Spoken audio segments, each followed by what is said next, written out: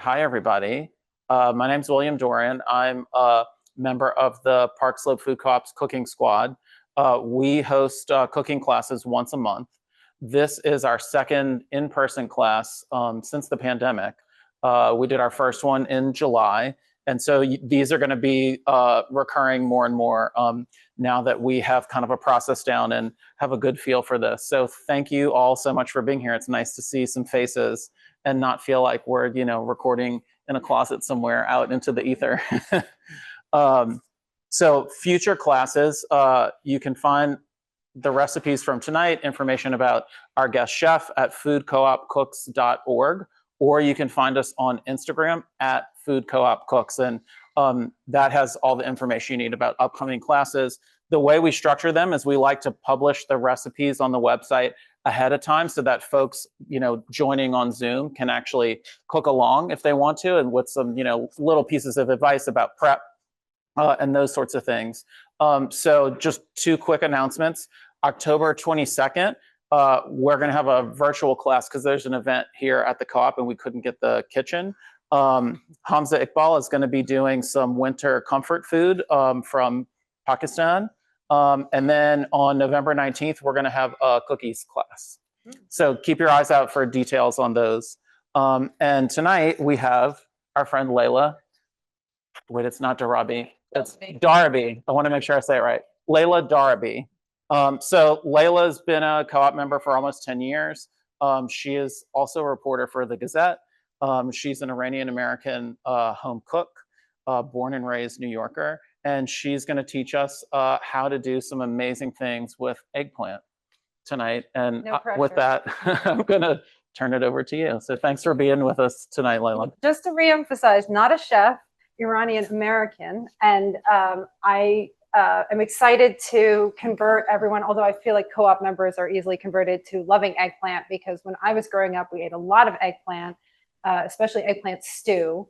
But I found that most of my friends didn't like eggplant. Maybe some Italians liked eggplant Parmesan. And when I was growing up, I felt like everyone was misintroduced to eggplant because, Iranians just cook the shit out of it until it's not bitter anymore. But also, I'm in my mid 40s, late 40s, I don't know. And eggplant is no longer as bitter just in general, like the way we grow it. So when I was growing up, this process would have taken a lot longer, especially to make a stew. There's a lot of peeling, salting, leaving eggplant on the windowsill or outside in the sun. And I'm sure you've seen, if you've cooked with eggplant, you see recipes where you're trying to get all the water out, you salt it, you wait, you pat it dry. I'm here to tell you, you don't need to do all of that for these recipes, because we're going to make two very smoky dips. And I want to show you two ways to use eggplant. And just before I dive in, I want to make clear that there are two separate recipes, because I'm going to be cooking both at the same time. They have the same base, which is roasted eggplant. One dip is kashke badam jun. Who has had kashke badam jun? One in the back. Profile. No, there's another one. So if you've ever been to an Iranian restaurant, it is the national appetizer. Kashk means whey and badam jun means eggplant. Or actually, badam jun means eggplant and badam jun is whey. A lot of people pronounce it. And I, having grown up here, like to say that, when you grow up in the diaspora, you really only have a classic set of dishes. So you can't go to an Iranian restaurant without kashke badam jun being the #1 appetizer on the list. It's sometimes called eggplant caviar. I worked at an Iranian restaurant in the Midwest where everything was coded as fire roasted skewers for kebabs and eggplant caviar for kashke badam jun. But it is the dish. In the same way, I grew up eating maybe 10 Iranian dishes. You could not go to an Iranian dinner party. People would go to each other's houses every weekend and someone would cook. And if you didn't make the 2 or 3 dishes everyone was expecting, everyone else would gossip about that person. And and if you got it catered, they would gossip about you, perpetually. So this is the first dish we're making, kashke badam jun. I really love. It's very smoky. Everything about it is smoky. Kashk is an ingredient that we don't unfortunately sell at the co-op. It is whey. It's sometimes called fermented yogurt. It's very tangy. And when I was in college, and my aunt, who I lived with growing up, taught me to make this for my first potluck when we're off the meal plan. She said, use sour cream. People won't like it if you don't use sour cream. But I find it's really bland, and that most people, especially co-op types, really like kashk. It's got an ethnic tang that you can't replicate. If you really are a purist and you want to get everything at the co-op, we do sell White Mustache, which is an Iranian brand, and the flavor of plain is called Persian, so you know it's authentic.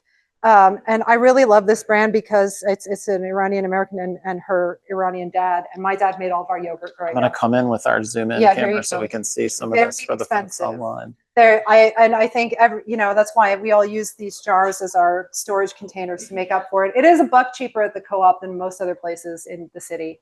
But you could use a plain yogurt. I actually like to use the total 5% because it's thicker, and thin it out with a little bit of lemon juice and salt if you were trying to approximate this. But I recommend, because we live in Brooklyn and you can get to Calusian's in Manhattan, the mecca of all Middle Eastern food and spices from all over the world. So I went there today because I happen to have a work event right next door, and it will literally say cash. But the other thing that you can look for in almost any Arab store, and I get it sometimes at Damascus on Atlantic Avenue, which is not that far away, is often labeled soup starter. So it's in a blue box or a blue jar. At Damascus, it's in a blue box. It's like a quart, and they have it separated in pints. And it is cash with a little bit of water and salt, and you can totally use that as a substitute, and it's cheap. So the first dish is eggplant and whey, and then we're going to garnish it with sauteed dried mint. And so I find the smokiness of the eggplant and the smokiness of dried mint make this really umami taste with the tangy cash. It's unmatchable, and that's what I'm trying to indoctrinate you with. But then as an aside, because we went through all the trouble of cooking all this eggplant, there's another dish that I've started to make for dinner parties, especially when they're vegans, because it is, in recipe books, it's sometimes called kala kebab. It's not a term I'm familiar with. When I told my dad that's what it's called, he's like, that's wrong.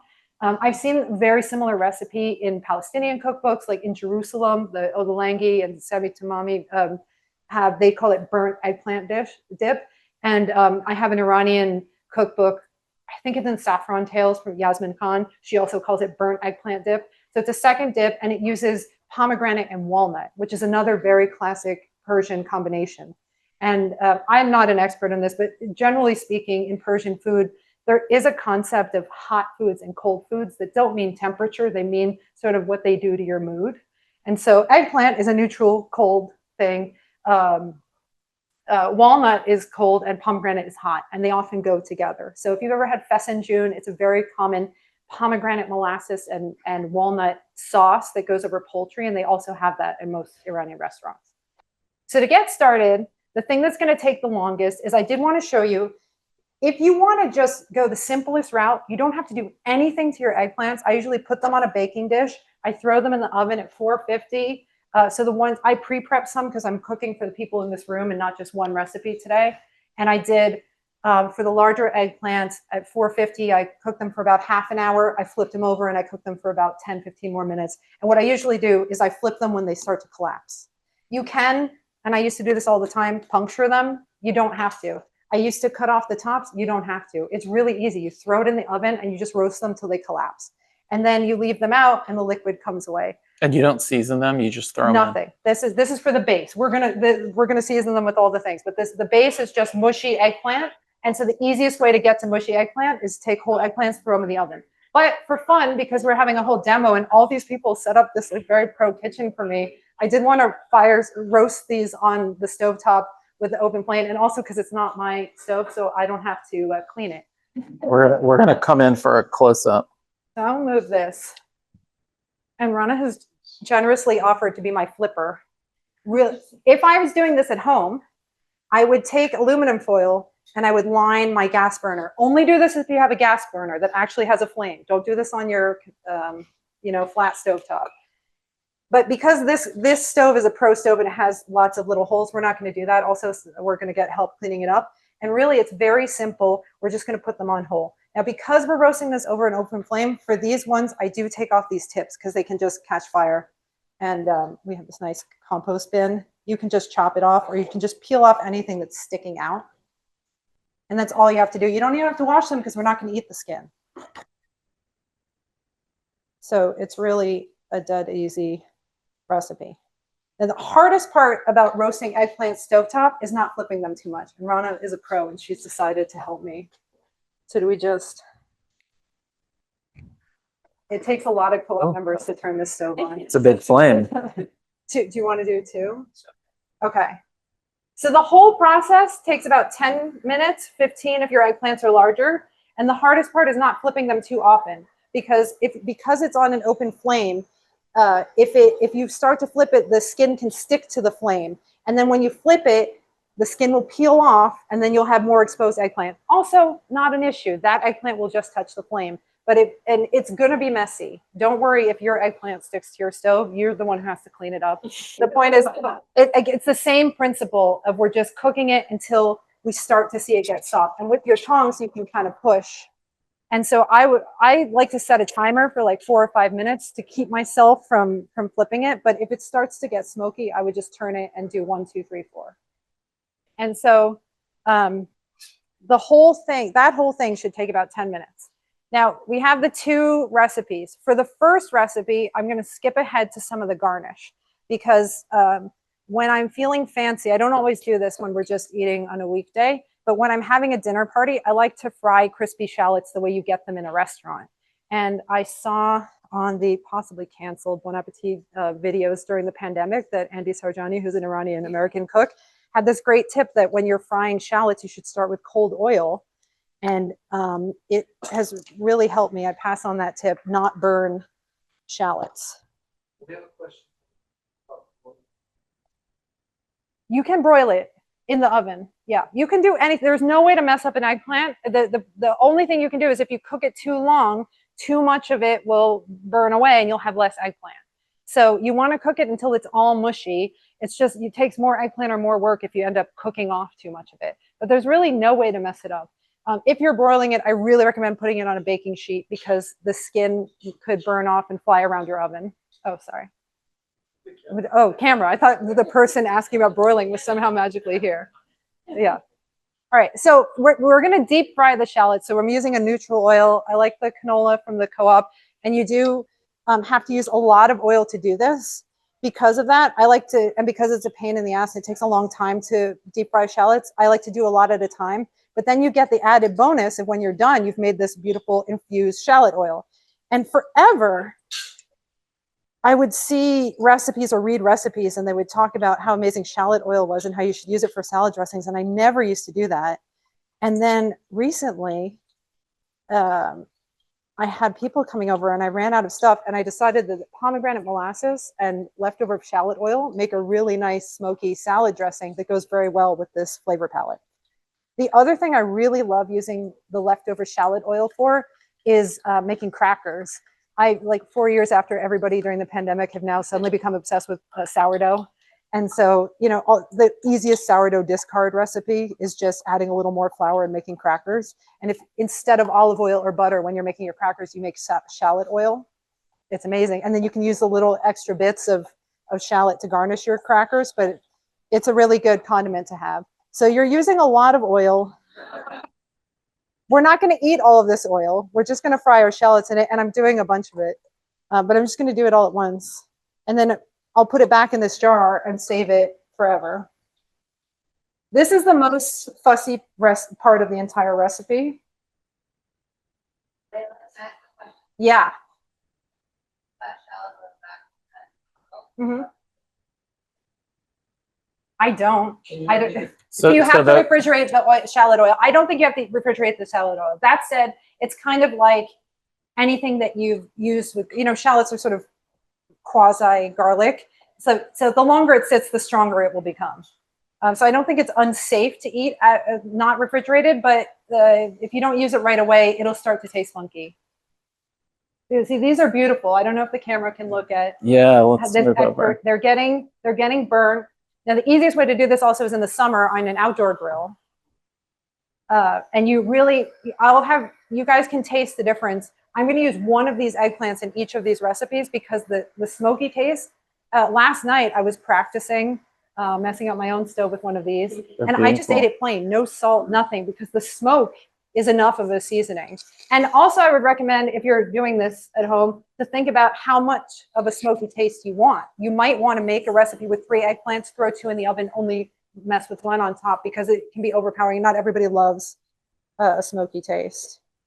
I'm not sure I'm doing the I hear something happening, but I don't see numbers on this stove top device. Do I have to push something else? She might not be on. Oh, there we go. Thank you. Okay. So the big trick from Andy on Bon Appetit was start with cold oil. And that way it starts, you can really control. And basically what we're doing is we're just cooking this in oil so that it takes all of the liquid out of the shallots and it becomes crispy. And you just have to, it's very annoying. You have to just sit around for a while and keep stirring it, not really let it come to a boil, just let it simmer. And the second you start seeing it get brown, stir a little bit more and take it off. And then it will continue to cook in the hot oil. But that's the trick to not burning it, is once you start to see the shallots get a little bit brown is when you take it off. And so this is going to be the really boring part where I'm like a stand-up comic because I'm just talking to you and not doing much. But I can talk through what else we're going to do.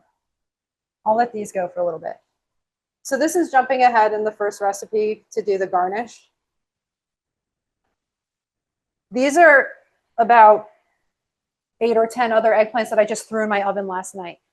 Because I let them sit and get cold, liquid poured out. And so if I strain that, I'm not only straining what's going to make my dip a little too liquidy, but like some of the bitterness comes out. And I've read a lot of different sciencey things. I'm not a food scientist, but there's a lot of different thoughts about where in an eggplant the bitterness lives. And so it is the seeds primarily, but when you get the water out, I think you're draining the bitterness from the seeds. And there's another thought that if you salt them, which I would do if I were making a stew where I wanted to have less mushy, maintain the integrity of some of the eggplant, if you're frying an eggplant slice on a stove that you've salted, so you've taken out the water and then you put it on a heat source, what happens when you take out the water and then heat it up is the cells in the eggplant collapse so that the bitterness has come out. But what I've read conflicting things about is whether or not salting it first or not salting it makes it more oily. But I do think salting it, taking out the liquid, makes it less bitter, but it will absorb more oil. I would do that for a stew because I want my eggplant to be kind of firm, but also a little bit oily and to absorb the flavors the way you want mushrooms to be a little bit oily. I don't like a dry mushroom. It's a very similar concept to you could throw a mushroom with no oil onto a pan and get it dry, get all the liquid to come out. But if you want it to be kind of greasy and to have slices of eggplant that are very tasty, greasy sounds bad, greasy in a good way, then I would salt them, dry them, leave them in strips, and then pan fry them in a little bit of oil. And they'll soak up some of that oil, but not too much. So because I pre-did these, and I'm just keeping an eye on this, tiny bubbles. If it starts to be more than that, I'm going to turn it down. What I would do at home normally is, depending on what I'm doing or who I'm doing it for, you have a lot of choose your own adventure with this recipe. So you can throw this in a food processor and puree it really smooth, which is what I normally do. By making 2 dips, I might make one chunkier and one more pureed. Because I didn't want to haul my food processor here today, I thought I would just show you. Is this too far away to do something? No, I can come. That it's pretty simple. It's so mushy that all I'm going to do is take just a knife and chop it up, and it's going to be pureed enough for a dip. So while I'm keeping an eye on my shallots, I'm just going to, you could do this with a fork.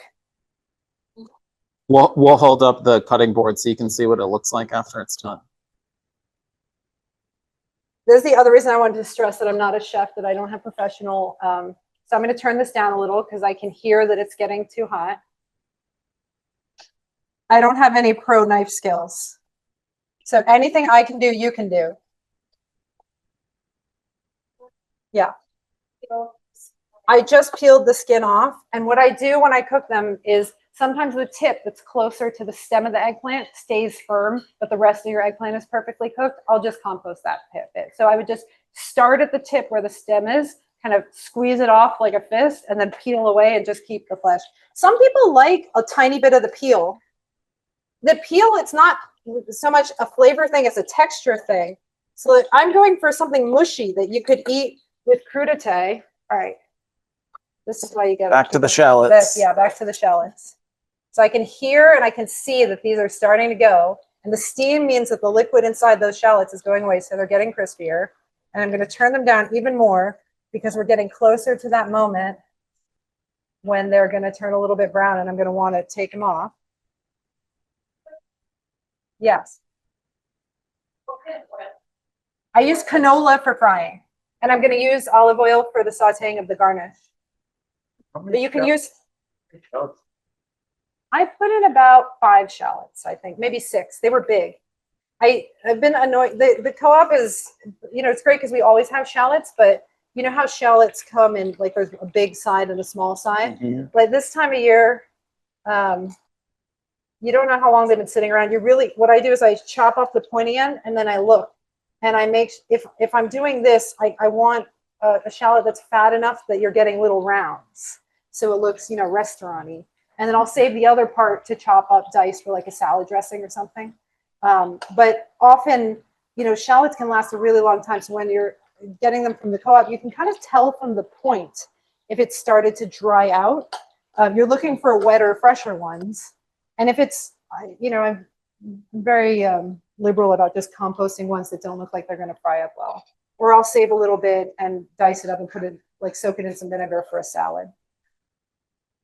But you can, probably everyone in this room can smell it's going to be very shalloty in here. It smells really good. And the reason I do a lot at a time is because this is a fussy process and you can't like really multitask that well where you're doing it. Especially in front of other people and then want to burn it. Did you put them in whole or did you slice them? No, and that's what I can demo here too. Is I use a mandolin. You can just use a knife. And then because I'm clumsy, I use the little glove that came with the mandolin. I peel the shallot. So here's a good example. This one's kind of dry. When I cut this off, good chance that, see, some of it's not that pretty. So like this whole one, because it's brown in the center, I'm not going to use it for this. I'm going to cut around it and dice that up for something else because I want really pretty little rounds because I want this to be sort of confetti-like and delicious. And, you know, you can also go to Iranian stores or all kinds of stores and like Costco and buy pre-fried dried shallots, but it smells better, tastes better at home. So like this is an example of a pretty one. So if it looks nice and fresh and this has like little round areas, so then I would keep that. So I peeled off the skins. I separated the 2 sides. Some of them have 2 sides that are big enough to do both.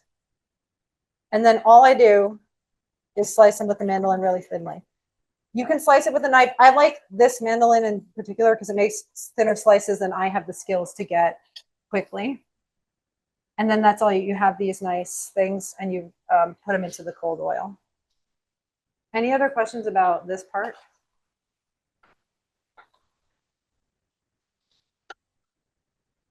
No one? This is, again, the least exciting part of the demo. But also one of the most delicious parts. Yes, delicious like part. Having that shallot oil on Exactly. hand, you're going to thank yourself. Yeah, maybe. And again, like I feel like one cooking video during the pandemic that changed. I do this maybe once a month now. And now, you know how sometimes like I know people who buy broccoli just for the stems because they're making broccoli stem pasta that is one of those recipes that's supposed to use up the leftovers. And now you just buy the broccoli, you don't know what to do with the head. The same thing, like I really love shallot oil more than I love fried shallots. And I will do this essentially just to infuse some oil to have it around, especially for the crackers.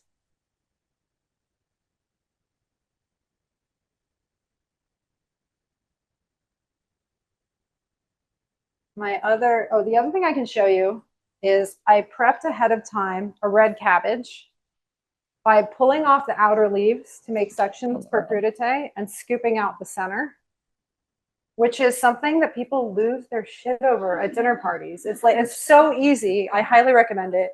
My mom always did it.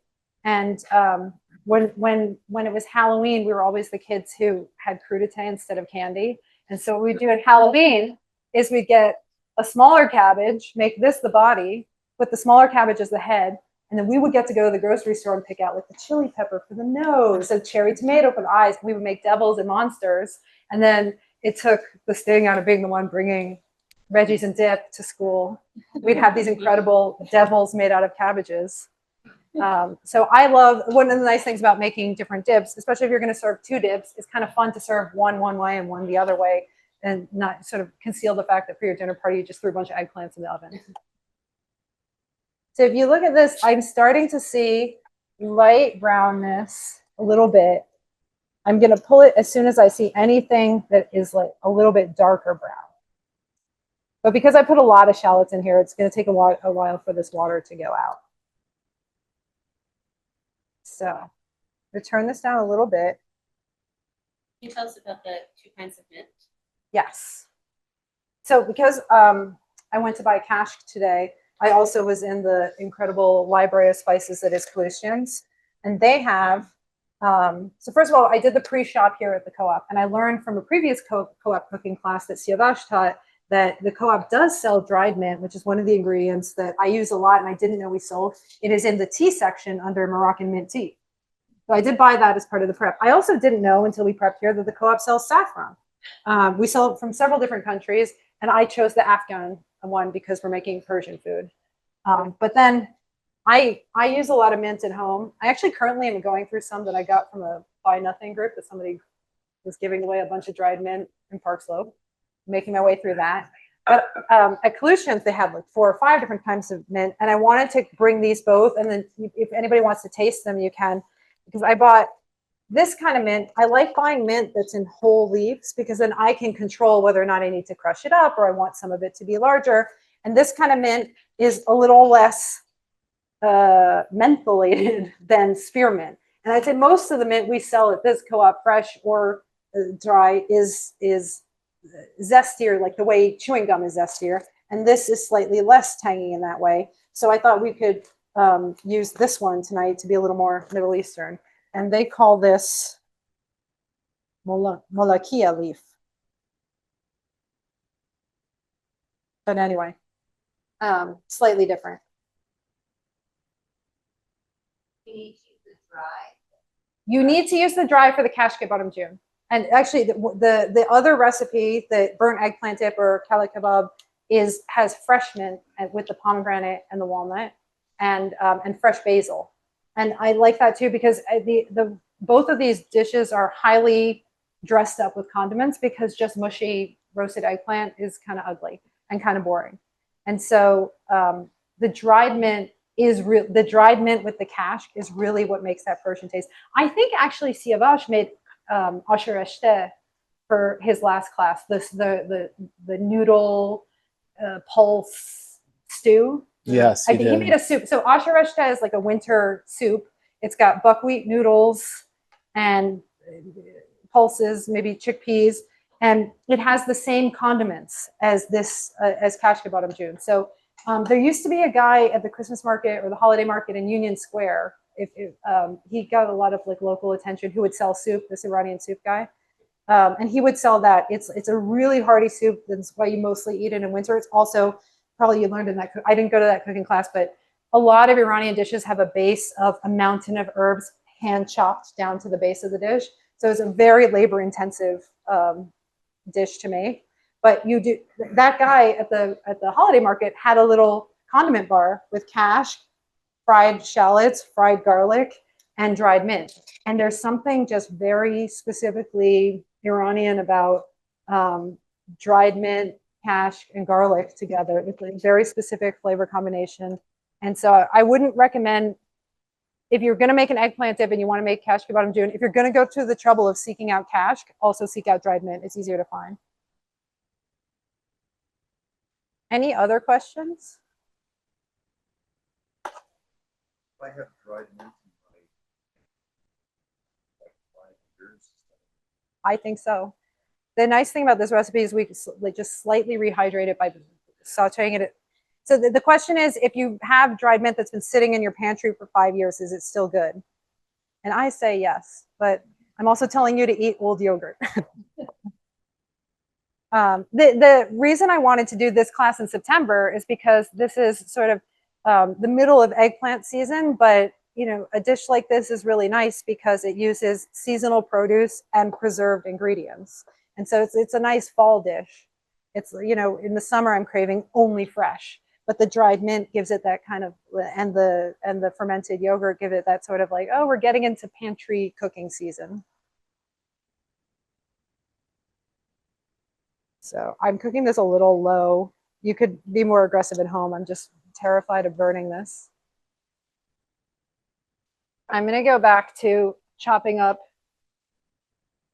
the eggplant to get it mushy consistency.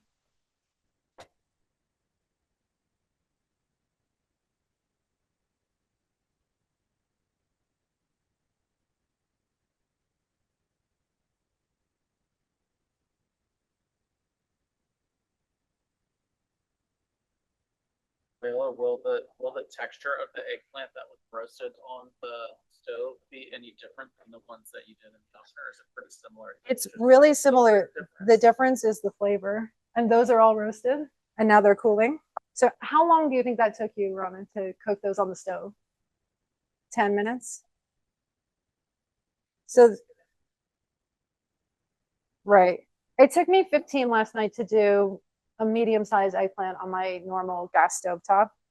So it's a lot faster to do on your stove top, but it's like this. You have to pay a lot of attention to it. I like to just throw things in the oven so that I don't have to think about them.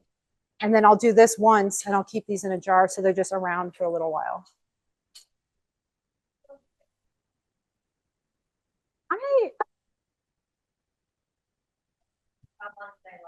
I don't want to be responsible for any food safety questions. They don't last very long in our house because they're so tasty. So like I usually use them within a week. So let's say a week. I don't know if you can see this, but this is, I think, mushy enough. If I were at home, you could, it's like hummus. You know, some people like chunky, some people like to put whole chickpeas back in. It's a texture thing.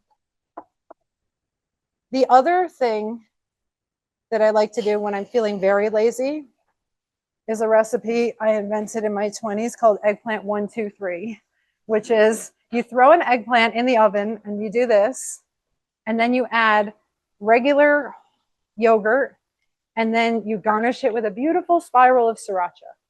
And you can mash it like this or even less, and I eat it over rice or eat it whole, and then it's sort of like a yogurty stew, or you can throw it in the blender and puree it like a dip and serve it and eat it with potato chips or crackers or crudité or anything.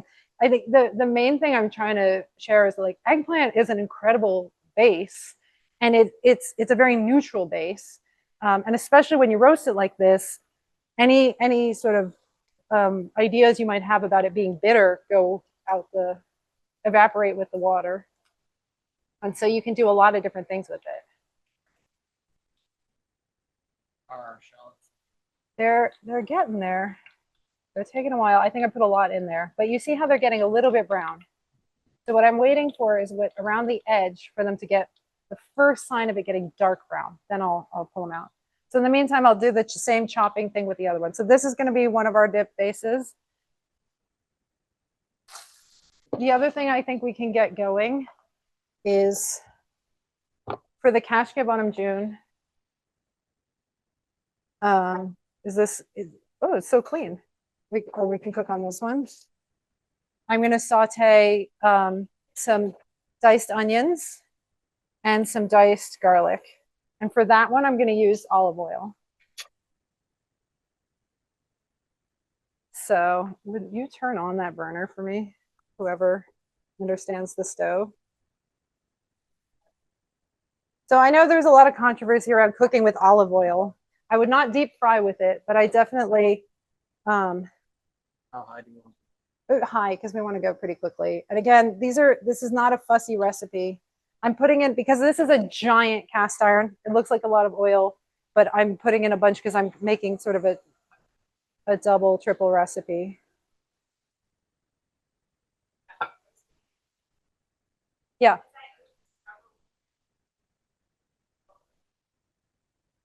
You mean if you cut it in half and you want to have the pretty hash marks and stuff? I mean, if the recipe is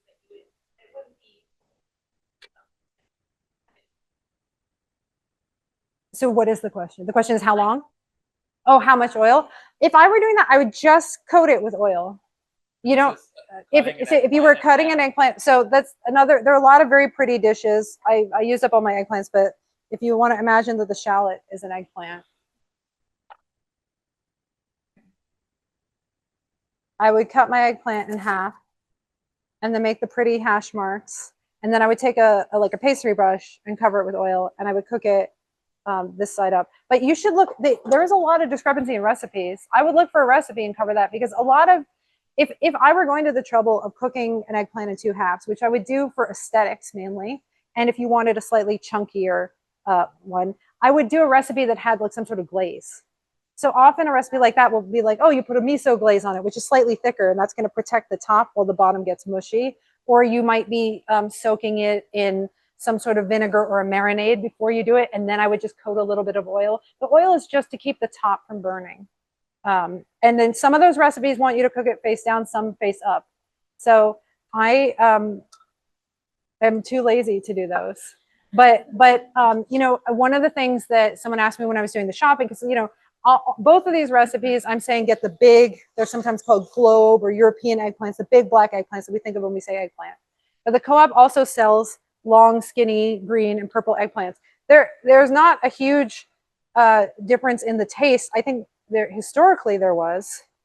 I'm just going to take this off now. I'm going to turn this off because it's starting to get brown. And I'm confident that this is hot enough that the rest of the cooking will happen. And I might just take it off to like half heat. And that way I don't have to spend as much time with it. So now my oil is heated up. I'm going to add a bunch of onions.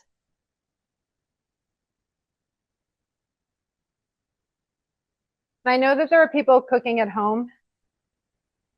This is more than you need. I would just stir them around to coat them with a little bit of oil. But there's nothing special you have to do with the onions. What determines how much I chop the onions is if I'm going to put it in the food processor or not.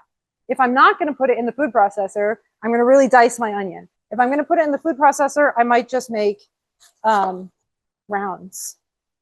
So I do the same thing that everybody does, I think. You know, leave the root on, cut it in half,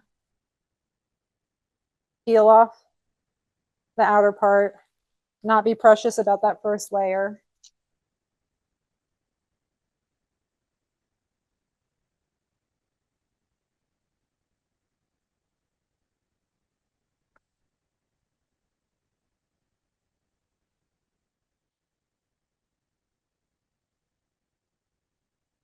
And then depending on how thick my onion is, I would make a cut this way, make the cuts this way. Because I don't have a food processor here, I'm going to make the cuts pretty close together so that I get little tiny pieces of onion. And then I'm going to try to get as thin slices as I can on this side so that they're little tiny dice slices. So I just did that with about 4 onions to make this double recipe here. And since I've cut these up, I'll throw these in with that as well. The recipes have a lot of measurements, but the problem with measurements in an eggplant recipe is that the only unit of eggplant is 1 eggplant, 2 eggplants. And as you've seen, those are radically different. So like when I was going to college and my aunt was like, oh, make them cashew bottom June, but use sour cream. I'm going to turn this back on. I feel like it needs a little more.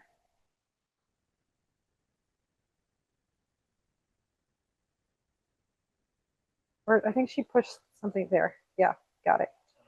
I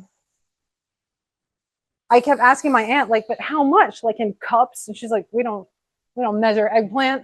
So all of this is very arbitrary, and you should experiment. And the question is, how much do you want to be able to taste the eggplant? Because it is very easy to make an eggplant dish where you're just using eggplant as a creamy base and you're not tasting it much at all.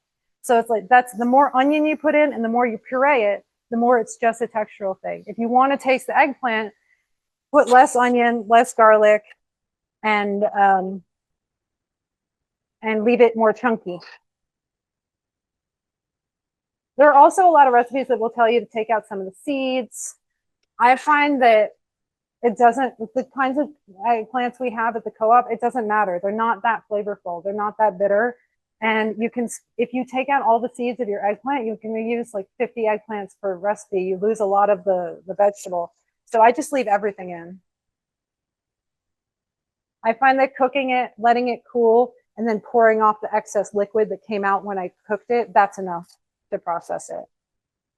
So these, again, I'm not gonna get, these don't need to be caramelized. I'm gonna wait till the chopped onions are about a golden brown. And then for the cashew bottom June, I'm also going to, maybe not use the spotted one. I pre-peeled some garlic. I'm going to put in a little bit of garlic that's going to get cooked with that onion. So for this, you could just mince it in the garlic press. I'm just cutting off the little end tip. Again, don't judge my knife skills. There we go. Very safe. And because these are getting cooked, you don't have to worry about it too much. I'm just trying to get small pieces. I like getting a chunk of garlic sometimes.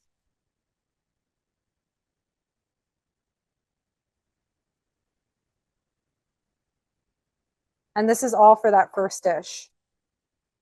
The reason I like doing these two together is the second dish comes together really quickly. So it's sort of an afterthought, like, oh, I made all this eggplant, I might as well throw in walnut pomegranate dip.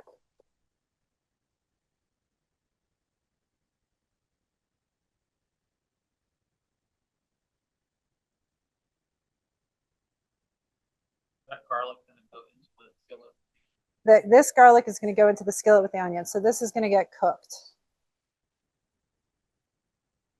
So for about this much onion, I use about this much garlic. Again, garlic also at the co-op, radically different sizes per head of garlic. So it's such an arbitrary unit of measurement. So for this one, so you're going to get a really rustic version of this dip tonight because I didn't bring my food processor. So this is going to be sort of like chunky, loose, deconstructed. And if you go around, you know, Brooklyn right now has two different sort of nouveau Persian restaurants. There's Sofra in this neighborhood, and there's Aval in Bushwick.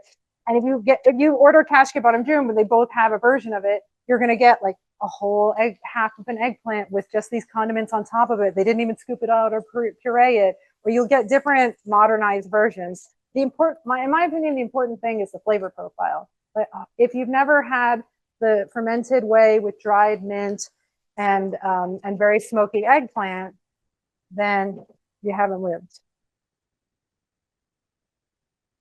So now I'm going to, can you turn off that burner?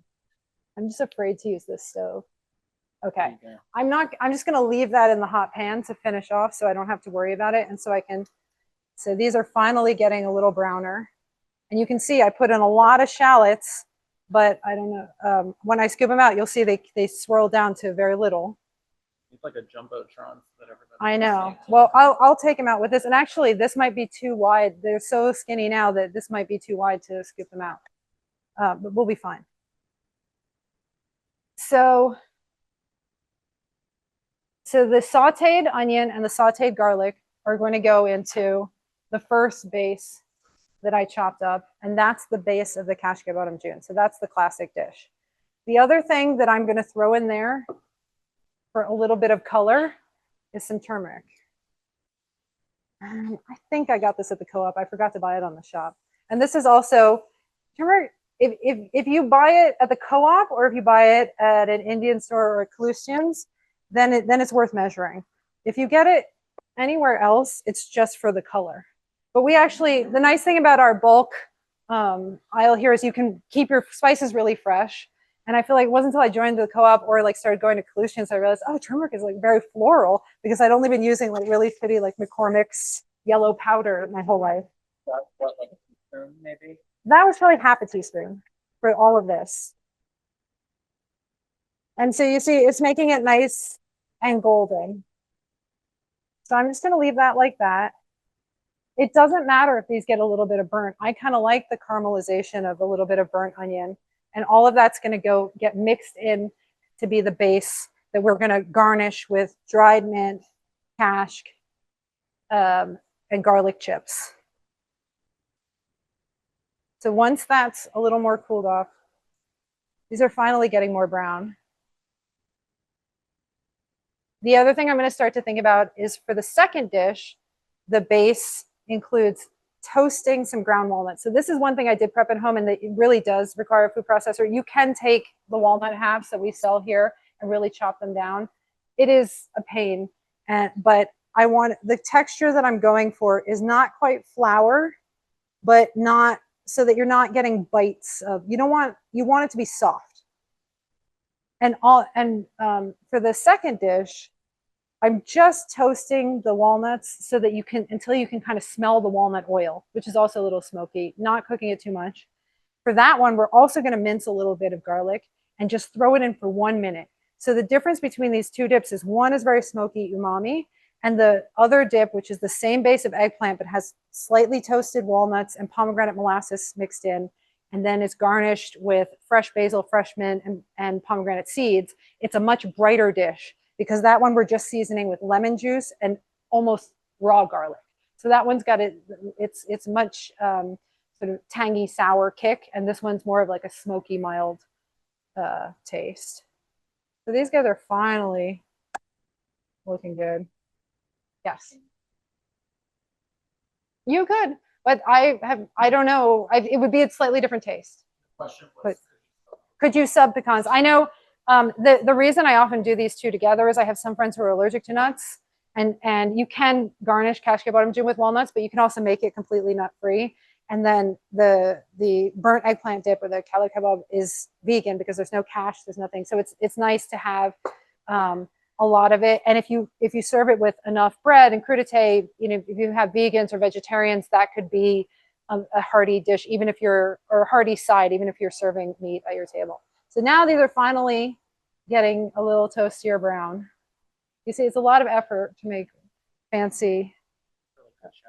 Yeah, exactly. Well, yeah, that means they're very fresh. So I was trying to liberate this burner, but I think for the sake of time, I might just start over here with toasting the walnuts.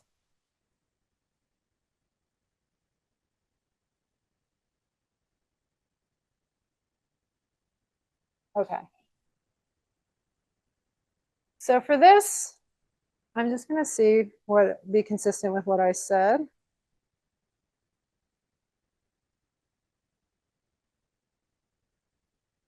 If you were making a single recipe of the burnt eggplant dip,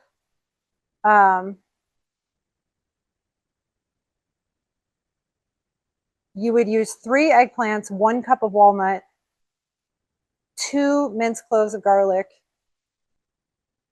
and that's the ratio. So for every cup of walnuts, it's 3 eggplants to 1 cup of walnut to 2 cloves of garlic. So I'm just going to let that pan get hot because nothing's going to happen to it. Now you can really, I'm going to turn this off. So now these are exportable. And let's see. I don't know if this is going to work. I'm just going to use a regular fork.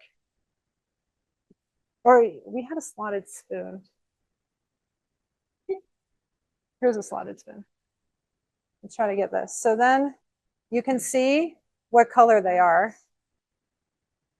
And what you want to do is they're still going to cook because they're still hot. And you can see, William, if you want to show, like you take it out as soon as you see something while it's hot, get this color. Because they're going to still darken a little bit after you take them out. And now what I want to do is spread them out so that I soak out the oil with the paper towel and spread them out so that they don't get soggy. And then another trick in general is you can dehydrate pretty much anything in your oven at home at 200. So if you have anything that's too wet, you can throw it in the oven at a low temp.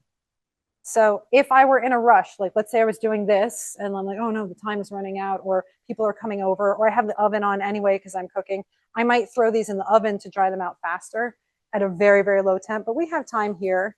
So I like to spread these out as much as I can so that they don't stick to each other. I'm sure there's some tricks to make them even more restaurant-y, but I think this is fine for my purposes. And honestly, you saw that like 5 or 6 shallots didn't actually yield that much. The other thing I like to do is not too heavily, but just a little bit, toss some salt on there because it'll stick when the oil is still hot and it makes them like extra tasty. And then they're not too hot to touch. I like to sort of fluff them up as they dry. These are like co-op purchased recycled napkins, but at home I would use more absorbent paper towels. And you can, yeah, but you see that what I'm doing this so that they fluff up a little bit and so that they're not sitting on top of each other. And then show this. Now this is this delicious base of a salad dressing, or and if I'm using it for sourdough crackers, I don't even fuss about getting everything out. I just use it with the chunks and all. So now, yeah, end product. So now what I want to do is get some more garlic, but this garlic I don't want to cook too much because this is for the pomegranate walnut dip. So I have a couple cloves, and I'm just gonna, you could use a garlic press. I should have brought mine so it wouldn't be chopping in front of people, but just get it. This one I would spend some time getting smaller because for the pomegranate walnut dip, it is almost raw garlic, which is very strong. So people are not going to want to bite into huge chunks of it. Oh, the other thing I wanted to hype is if you're going to go to Damascus to get that soup starter, their hand-formed pyramid pita will redefine what pita bread means to you. We sell a lot of Damascus products here, but they're the shelf-stable ones. I highly recommend going to Atlantic Avenue, getting fresh pita. If you're going to go to all the trouble of making all these dips, you should get really nice carb vehicles for them.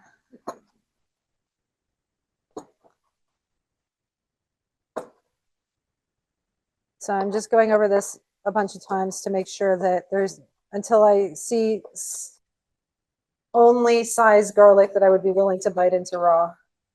We are getting a little tight on time. Okay, great.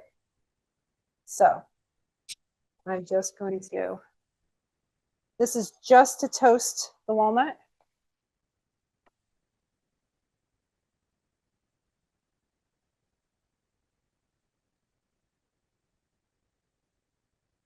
So you've got the walnuts and the garlic in the skillet. Yeah, I normally would toast the walnut a little before I threw in the garlic, but the toasting of the walnut is really just to wake up the walnut oil.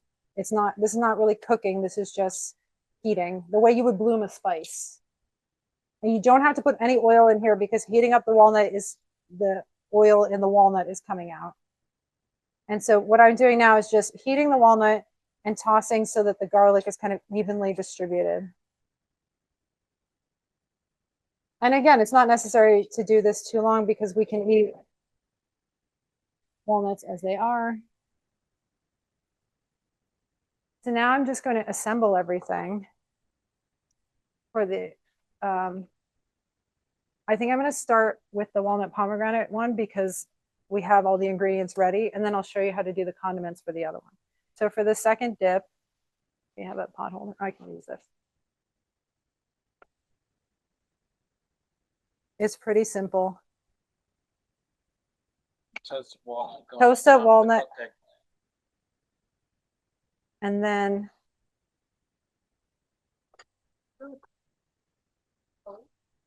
the what? I cook them whole, exactly. And then the other thing, I'm going to put in a squeeze of lemon juice. Those are not the ones. Yes, they're chopped. They're chopped. Yeah. I cook them whole and then I chop them. All of them are going to be, there's only mushy eggplant tonight. But then the other thing I wanted to make sure we did was these are the two that we cooked stovetop. So to get those and are fire roasted ones. So they're still kind of hot, but the flavor is really good. And the only thing I'm avoiding here, again, not for any taste reason per se, is mostly texture. You don't want to eat this flaky black stuff, but it's not a precision task. You can leave a little in. It's a rustic dish. And again, when you're cooking like this, sometimes you can feel that it's still firm around the stem. So I just like to pull it off like this and just use the mushy one. So if I were at home and not on a timetable, I would let this cool a little bit more. But for the sake of you guys being able to taste the real smoke, I'm going to burn my hands a little. But also, of course, and no, thank you, Rana, for the pro fire roasting on the stovetop.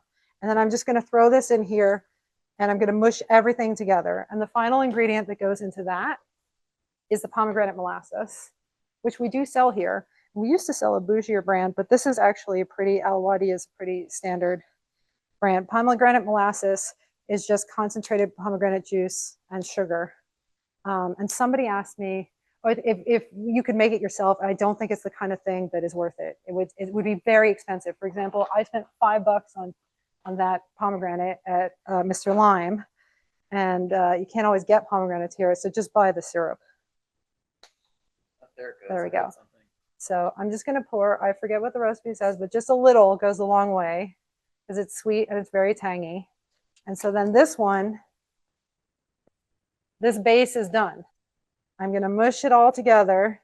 And so what's in here is roasted eggplant, walnut that's slightly toasted and ground up, some practically raw garlic that's just been toasted a tiny bit with the walnuts,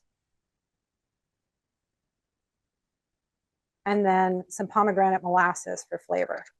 And this is about 4 oven roasted and 1 stovetop roasted eggplant. And I'm just going to take out the part that's not mushy enough. And again, it's like very rustic. If you wanted a puree, you wanted this really smooth, you could put it in the food processor. But then you see how it's not that visually appealing. So what we do is, it's not cute, but I spent, just for you guys, a lot of time peeling a pomegranate. If we have time at the end, I'll show you. I'm sure all Iranians have their own trick for peeling one. So I'll just put a healthy dose of seeds that's for beauty and for color. I didn't add salt to this one because it has the smoky eggplant, but you could salt to taste. I'm pretty sure I put salt in the recipes. And then also for beauty, but also flavor, this is the one that's going to get fresh herbs. So we have both basil and mint. These are both from the co-op. They're very pretty. And I just look for really big leaves because we're just going to chiffonade them and put pretty little green ribbons, again, to dress up the ugly eggplant, but also to give a pop of brightness.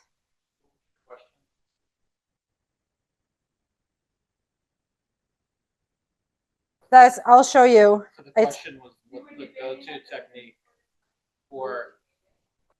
I don't have a very, so I'm doing these, I would normally do these one by one, but to get ribbons, you just roll them up and then you cut very thinly along the side.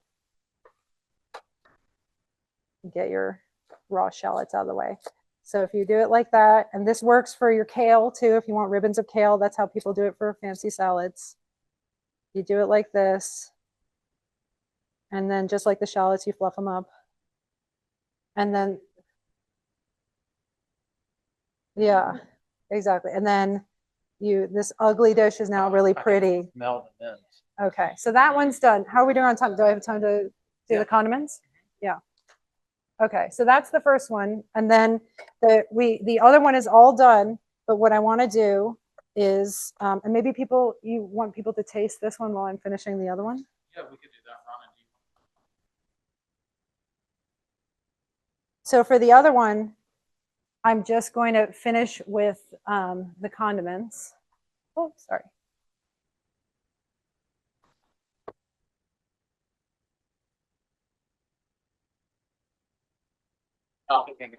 Yeah, we're chopping again. And if I were at home, this is the point where I just start smushing with my hands. And this is roughly 3 eggplant. This is 4 eggplants, and then we're going to put in the other stovetop roasted one too for the smokiness.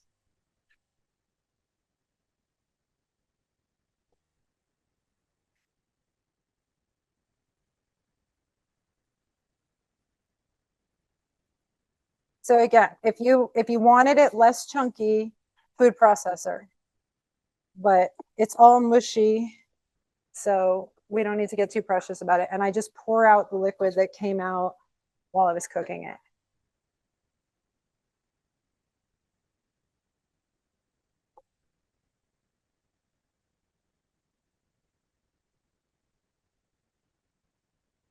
Okay, so this one has the base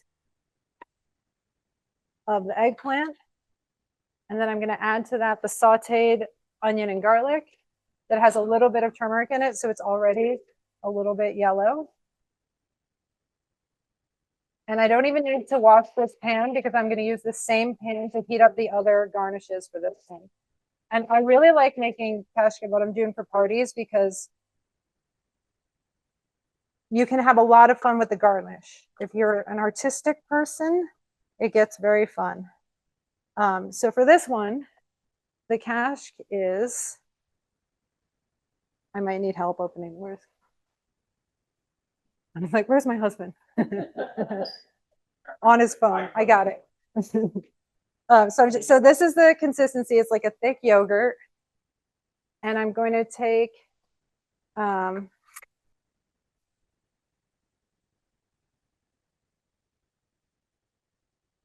just like a couple tablespoons to mix in because we're going to use more for the garnish and it's a very strong taste. So this is just to get a little of the creaminess in here as part of the base. And for the sake of time, I'm not going to add the other fire roasted one to this one, and you guys can taste the difference between the one that has the stovetop one. But the other thing I do want to add to this one is a little bit of salt, not too much. There's salt in the kashk.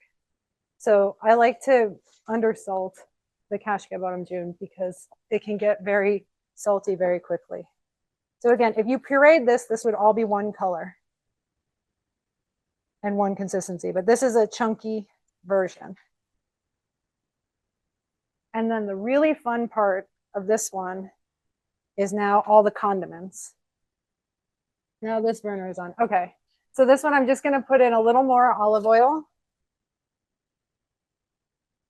And in the area where I have more olive oil, I either thinly slice or I use the mandolin to chop up some garlic chips. You could deep fry them if you want. I don't think you need to. They don't need to be that crispy. They just need to be cooked. And it's mostly for aesthetics at this point. So on one side of the same pan, I'll start to fry my garlic.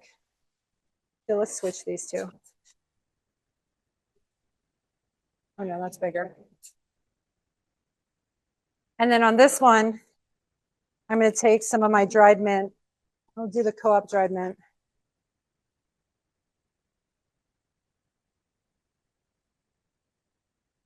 And the important part about using the dried mint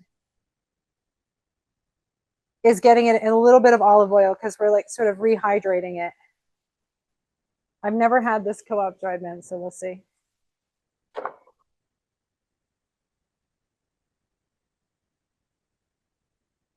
You've kind of compartmentalized the pan. The Yeah. garlic's on one side, you've got the mint over here. And I'm kind of skeptical of this co-op dried mint, so I'm going to bust open this one. It looks too thick. Here's my knife.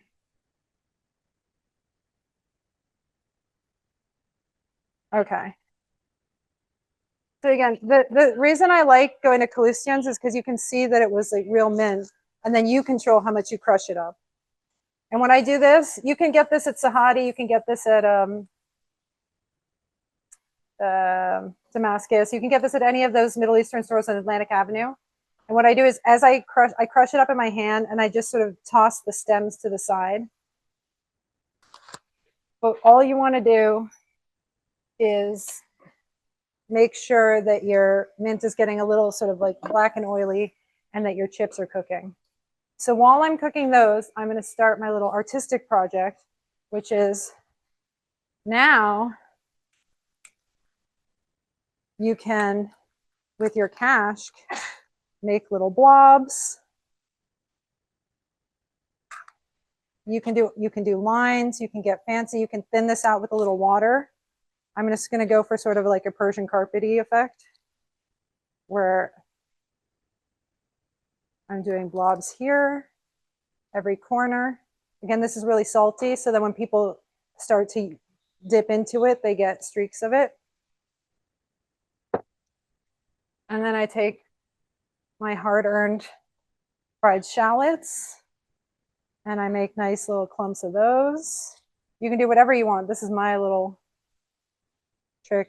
People's moms get really into this. You know, that, where they put each. yeah, or you can make like a tic-tac-toe grid. You can go really crazy. And then the other thing that you can do, like I can make a little nest. I want to use all these shallots because you know how much we worked for them.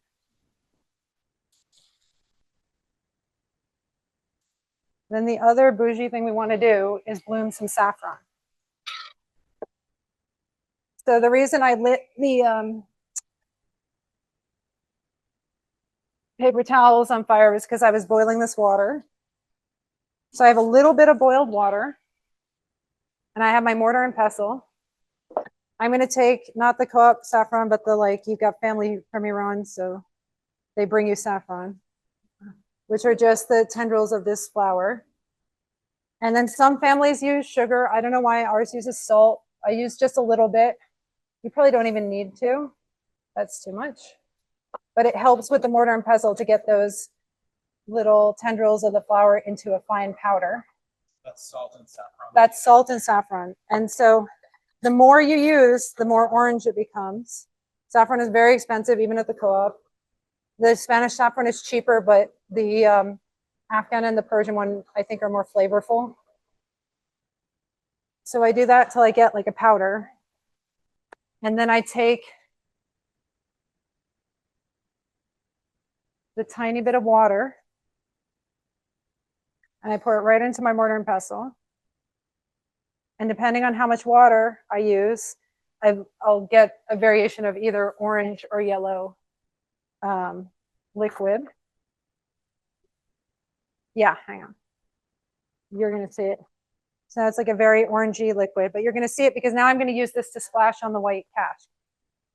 And it'll make the cash yellowy, but it also makes the whole thing Persian-y. You can smell it probably in the room already. And like, that's a lot of saffron. So you can tell by people's moms, like how orange their cash bottom June garnish is, how much they love you and how much of the. So then I'm just going to take this like sort of dried mint and go in some alternating places. And this is that like smoky burnt taste. So this is the one from Kalustians. We'll do a corner with the co-op dried mint. We can do a sample. And again, this is not a science. This is just like for dinner party aesthetics. What you want is so that if somebody were taking a piece of pita or crudité and smearing it across their dip, they could swirl it around and get every taste. But you can have a lot of fun with this. I kind of like it to look like this, where it's like you can see effort went into it, but it's not so precious that you're like using a pastry piper thing. And then I like my garlic chips like this, where like some are more burnt than others. And you do the same thing. You bring them all around. If you want, you can put them right in the middle. For my work retreat last year, because our mascot is a lion, I did a lion whose mane was shallots. It went over pretty well. And that's it. Those are the two dips. You guys were so patient. Yeah, slightly over time. And then we can just save this dip bowl, but we could serve this so people can taste the difference. And I also, did anybody have questions on the Zoom? Okay, well, thank you everyone for tuning in. I can't believe that I got to do this. I've attended some of these co-op classes and I feel it's such imposter syndrome, but I hope everybody eats more eggplant now. And again, when you try this at home, blitz it in the food processor. It'll be a completely different textural experience. Thank you.